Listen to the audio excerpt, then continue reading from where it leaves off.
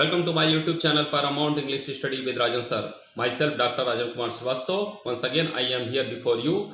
All of you have given me so much appreciation and this channel receives enormous appreciation. More than 1500 views, 161 subscribers and several actually have liked my video. Thanks for that. Dear students, good morning to all of you here. I will study here. All of us we shall study here the lesson The Landscape of the Soul from your reader book Hornbill. This lesson is written by Nathalie Torsvore.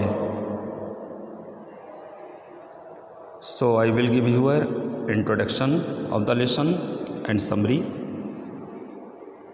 This extract highlights the basics of art, Chinese and European. These present a study in contrast. The Chinese paintings are not as realistic and perfect as European paintings. A classical Chinese landscape does not produce the actual view. It can be entered from any point. The viewer is free to travel up and down. He has to participate in it both physically and mentally. The scenery is an inner one. An emperor could rule over his big conquered territory, but only an artist could enter it. In European art, the viewer has to borrow the eye of the painter to look at a landscape. The scene creates an illusion. Illusion means bhram, doubt, suspense. Illusion of likeness with reality. This idea has been illustrated. Illustrated means vyakhya, explained. This idea has been illustrated through stories. The lesson also explains the word landscape and concept of sansui. It is the diverse view.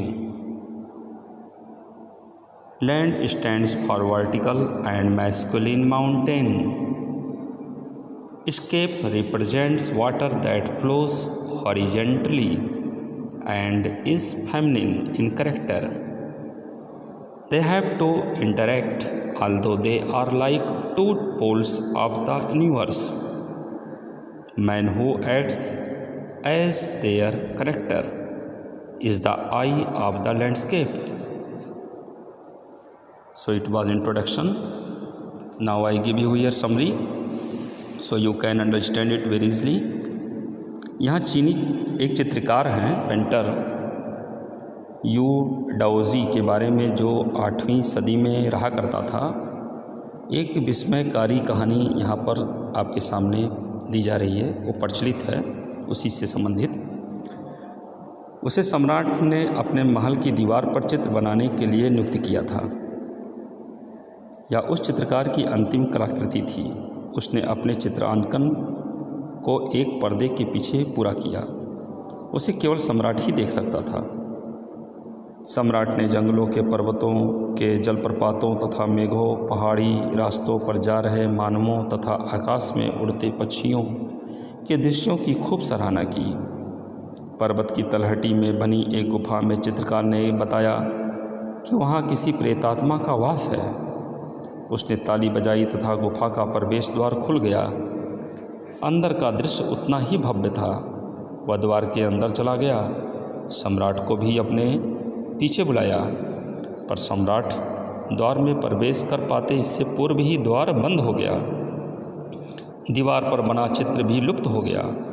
कलाकार भी फिर कभी नहीं दिखा।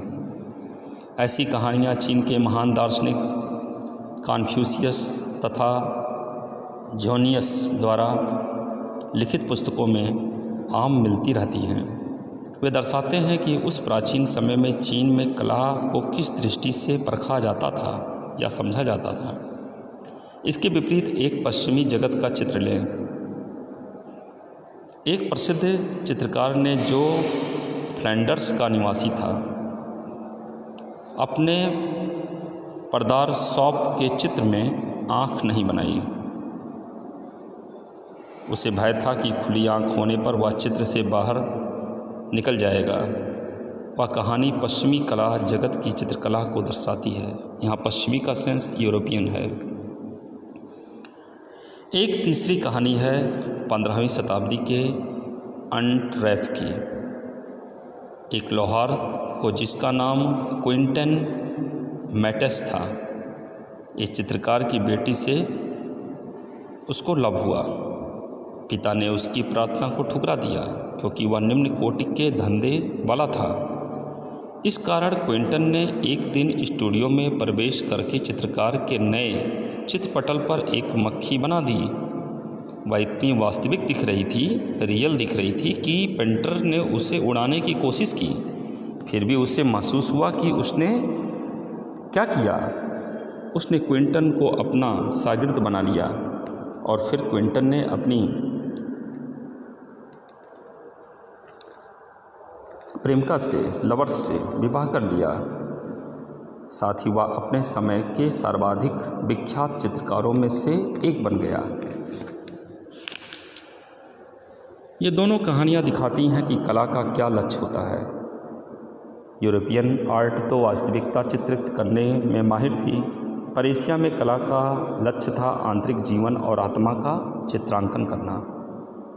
चीनी कहानी में सम्राट चित्र के बाहरी रूप की प्रशंसा करता है, पर कलाकार जो आर्टिस्ट है उसे चित्र का गूढ़ अर्थ समझता है।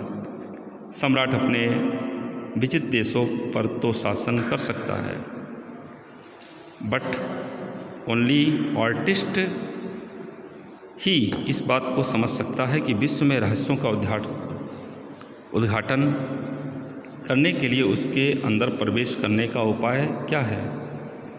एक शास्त्रीय या अति प्राचीन चीनी जो भूदृश्य, जिसको लैंडस्केप आप कहते हैं, प्रदेश वास्तविक रूप पेश नहीं करता जैसा कि पाश्चात्य चित्र करते हैं।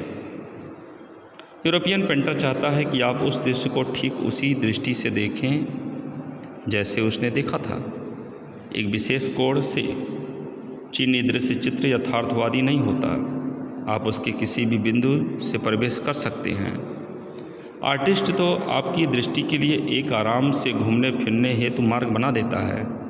इस विधि को चीन के गोल लिपटे कागज़ पर बने चित्रों में स्पष्ट देखा जा सकता है। आपको उसके अंदर समय या अंतराल का आभास मिलता है। दर्शक की सहभागिता यानी कि उसका पार्टिसिपेशन है वो शारीरिक यानी कि मेंटली और फिजिकली दोनों प्रकार से होती है। कारण यही है कि इस दृश्य का आंतरिक होना और अंतरात्मा का होना। इस कॉन्सेप्ट को सांसुई द्वारा समझाया गया है। इसका शाब्दिक अर्थ होता है पर्वत जल। ये दोनों शब्द मिलकर किसी भी दृश्य को निरूपित करते हैं। ये दो पारस्परिक पूरक ध्रुव हैं। ऊपर उठा पर्वत है यांग, जो स्थिर तथा उष्ण होता है। समतल जल है विन, जो धरती पर फैला रहता है, शीलन युक्त तथा ठंडा। यह फीमेल है, जबकि यांग को मेल कहा गया है। यही है दाओवाद, जिसको डोइज़्म कहते हैं। इसी दाओवाद का इसका मूल भाव प्रकट होता है। इसमें एक्सेप्ट करने वाली जो करैक्टर है वो बहुत ही सक्रिय यंग के बीच में जो विश्व की ऊर्जा के एनर्जी हैं, स्रोत हैं, उसके सोर्सेज हैं। एक तीसरा तत्व भी है, वो है बीच का क्षेत्र, जहाँ इन दोनों ऊर्जा के तत्वों का मिलन होता है। यह अति आवश्यक भी है। इसी कारण चीनी भूदृश्य बीच में खाली स्थान छोड़ता चलता है।